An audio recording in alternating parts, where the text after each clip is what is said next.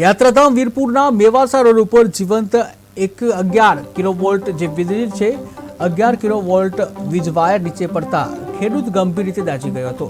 જે ખેતરમાં શાકભાજી ઉતારતા સમયે અચાનક જીવંત વાયર પડતા ભીખુભાઈ વગાસિયા ગંભીર રીતે ઘાયલ થયા હતા। ત્યારે ઘટનામાં તેમના માથાના વાળ પણ વીજ વાયરમાં ચોટેલા જોવા મળ્યા હતા। જે સ્થાનિકોએ ખેડૂતોએ હિંમત દાખવી અને ભીખુભાઈને વાયરથી દૂર કર્યા અને ખાનગી હોસ્પિટલના આઈસીયુમાં ખસેડી સારવાર માટે આપ્યા હતા। વીરપુરમાં અનેક ફીડરોમાં છેલ્લા 40 વર્ષથી વીજ વાયરો જે ખુલ્લા છે અને તેને લઈને ભયજનક સ્થિતિ જોવા મળી રહી છે।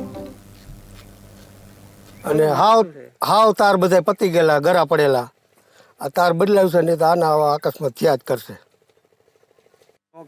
પાછું ફરીથી રમેશભાઈ સોરઠિયા, હું અહીંયા ભીખુભાઈની વાડીએ શેરડી કાપવા આવ્યો હતો અને તાર તૂટ્યો, અવાજ આવ્યો ભફનેરાનો, એટલે સારવાર માટે દવાખાને અને હાવ તાર બધા